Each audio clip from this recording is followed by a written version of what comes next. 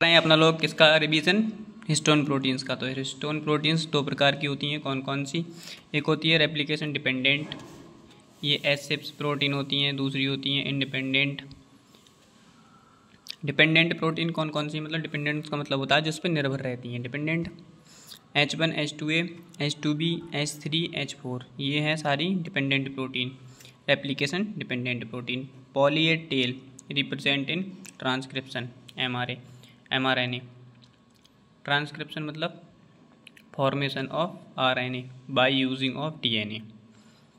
दूसरी independent protein CNAP A हिस्टोन 3 and 3 both are the variant of H3 no poly A tail. इसको मतलब histone protein जो replication dependent है उनमें पॉली ए टेल होगी, जबकि जो इंडिपेंडेंट है उनमें पॉली ए टेल ना होगी। Replication dependent histone proteins H1 H2A H2B H3 H4 basic of nucleo, मतलब बेसिक इन नेचर कैसे बेसिक क्यों होता है, क्योंकि जिन प्रोटीन्स हैं तो प्रोटीन तो पार्सली पॉजिटिव चार्ज होता है, इसलिए ये बेसिक होता है। टाइप कैरेक्टर एंड मतलब अमीनो एसिड रिच, कौन सा इसमें ज़्यादा होगा, अमीनो एसिड रिच और मॉलिक्यूल्स। H2A प्रोटीन्स होती हैं, उनमें होता है क्या, कंजर्व और वेरिएबल। कंजर्व को मतलब क्या होता है, जो प्रोटीन जिन पे DNA रैप्ड रहते हैं वो होती है कंजर्व्ड।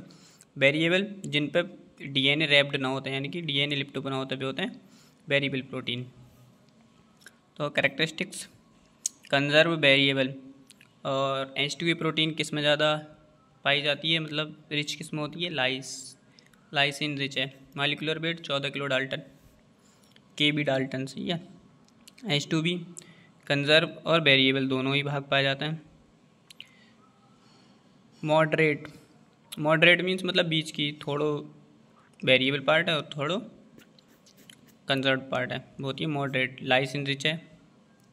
H2A H2B दोनों ही लाइसिन रिच है। H3 हाईली कंजर्व, यानी कि पूरी तरीके से रैप हुए, वो प्रोटीन जो है पूरी तरीके से रैप होगी, बढ़िया पूरी तरीके से रैप है, कंजर्व। आर्जिनिन रिच होगी। Molecular weight 15.3 KB Dalton. H4 highly conserve मतलब पूरे पे लिप्टी भी है, आर्जिनिन रिच है। H1 वेरिएबल इन राइस, यानी कि वेरिएबल खाली होते हैं, ज़्यादातर लिप्टी भी ना होता है, रैप्ड ना होती है। H3 DNA packaging